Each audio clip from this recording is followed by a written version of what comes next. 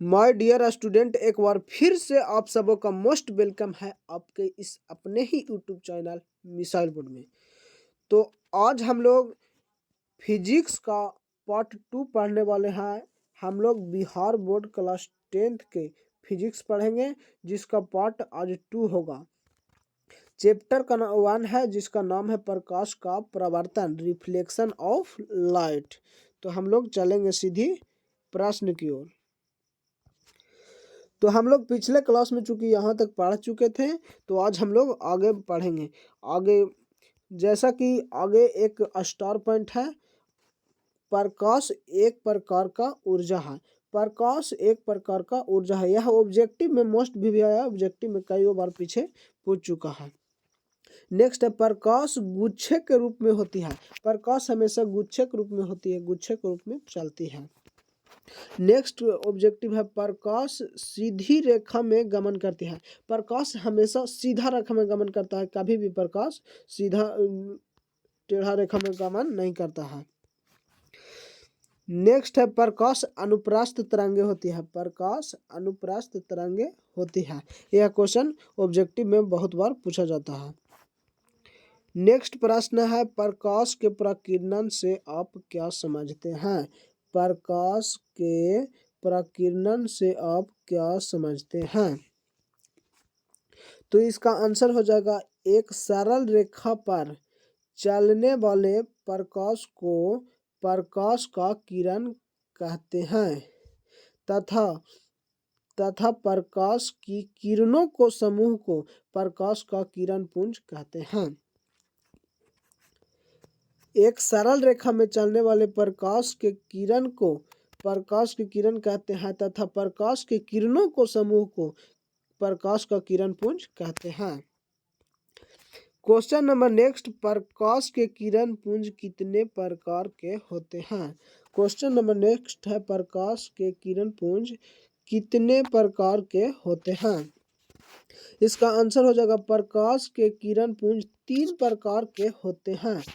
पहला अपसारी किरण पुंज, जिसको हम लोग इंग्लिश में डिवर्जिंग बीम बोलते हैं। दूसरा समांतर किरण पुंज, जिसे हम लोग पैरेलल बीम कहते हैं।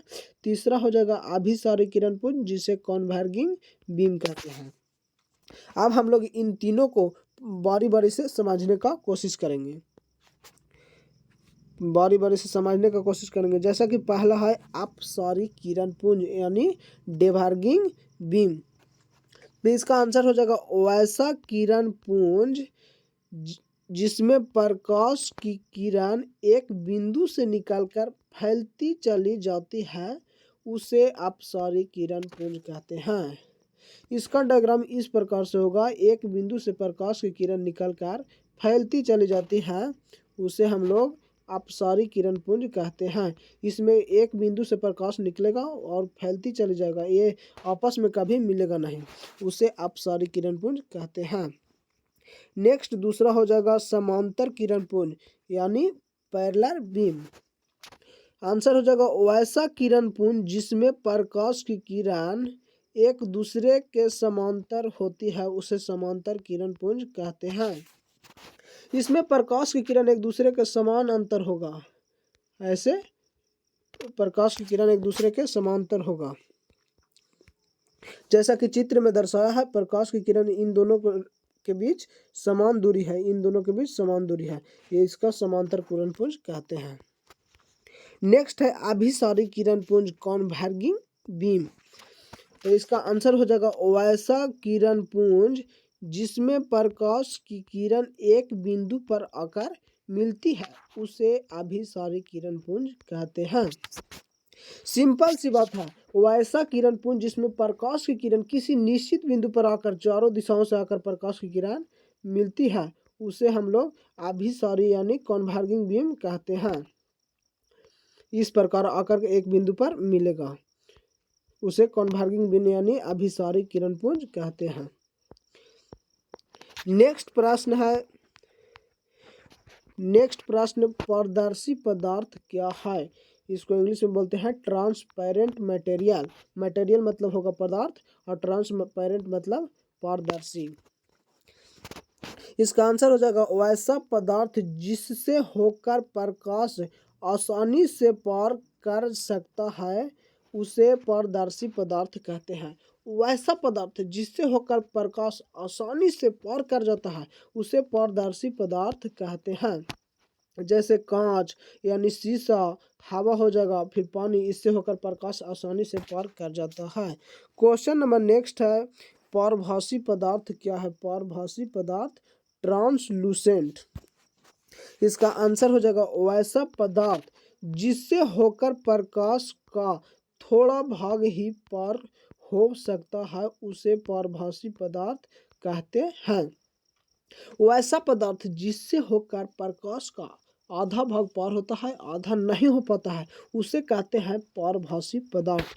जैसे घिसा हुआ कांच, तेल लगा हुआ कागज, आँख की पलक, कुहासा इत्यादि हो जाएगा जैसे में।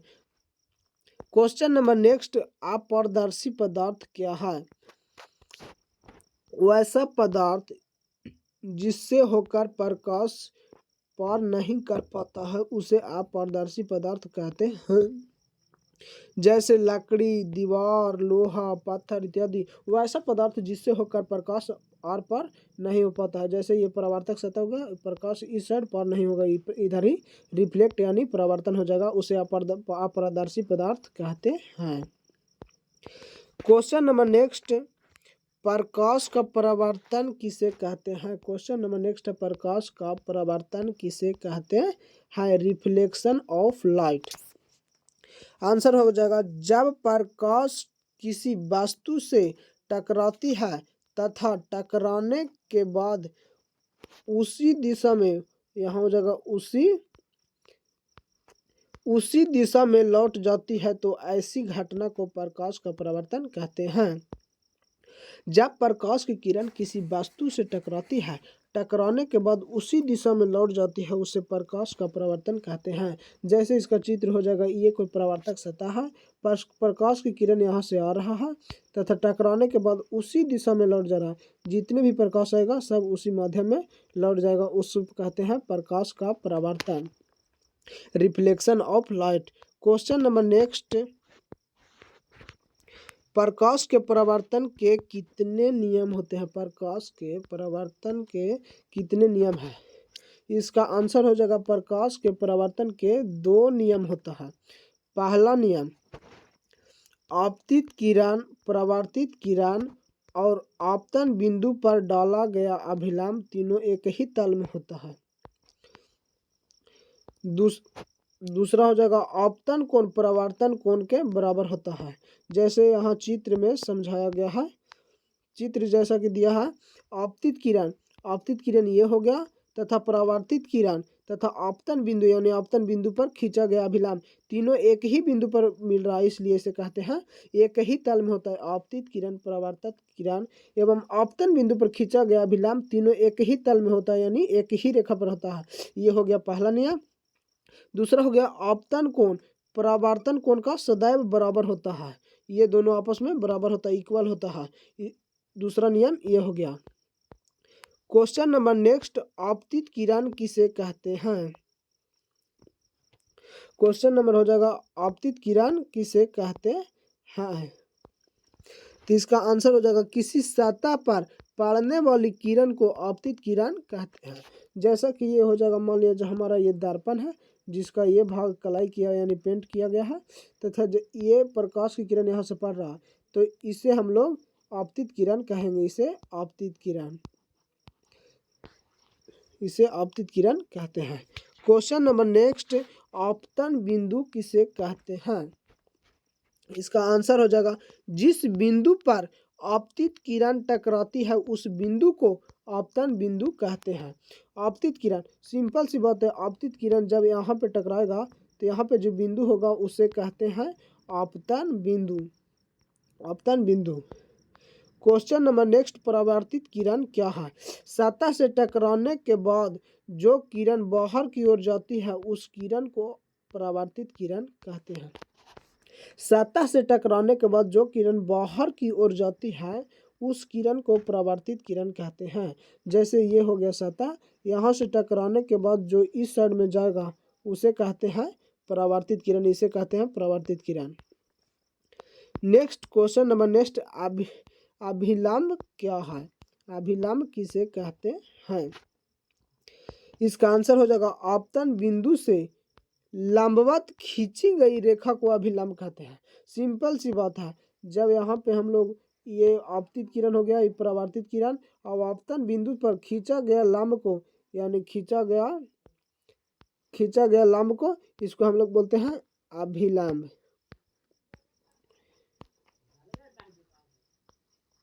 अभिलंब इसको बोलते हैं। क्वेश्चन नंबर नेक्स्ट, आपतन कोण किसे कहते हैं? आपतन कोण किसे कहते हैं? तो इसका आंसर हो जाएगा आपतित किरण और अभिलंब के बीच बना कोण को आपतन कोण कहते हैं।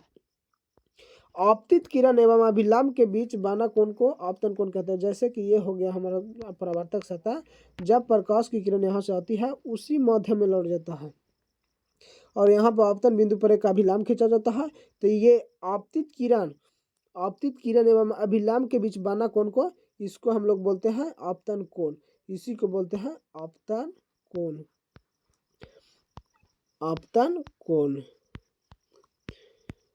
क्वेश्चन नंबर नेक्स्ट, परावर्तन कोण किसे कहते हैं? परावर्तन कोण किसे कहते हैं? इसका आंसर हो जाएगा अभिलंब और परावर्तित किरण के बीच बना कोण को परावर्तन कोण कहते हैं। सिंपल सी बात है, जब ये हो जाएगा परावर्तक सतह, जब आपतित किरण आकर उसी मध्य में लौट जाती है, आपतन बिंदु पर एक अभिलंब खींचा जाता है, तो अभिलंब और परावर्तित किरण के बीच जो एंगल बनता है उसे कहते हैं परावर्तन कोण। क्वेश्चन नंबर नेक्स्ट, प्रतिबिंब क्या है?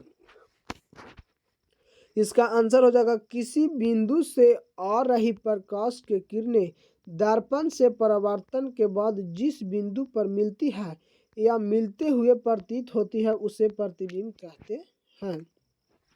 किसी बिंदु से आ रही प्रकाश के किरणें, जब किसी बिंदु से आ रहे प्रकाश की किरणें दर्पण से परावर्तन के बाद जिस बिंदु पर मिलती है या मिलते हुए प्रतीत होती है उसे प्रतिबिंब कहते हैं। जैसे एग्जाम्पल, हमारा ये एक दर्पण हो गया, तो यहाँ से यहाँ इसका हो जाएगा पोल तथा यहाँ हो जाएगा फोकस और यहाँ हो जाएगा सेंटर। जब यहाँ मान लीजिए यहाँ एक वस्तु रखा गया है, इससे एक प्रकाश की किरण यहाँ जा रहा है जो कि फोकस से गुजर जा रहा है, तथा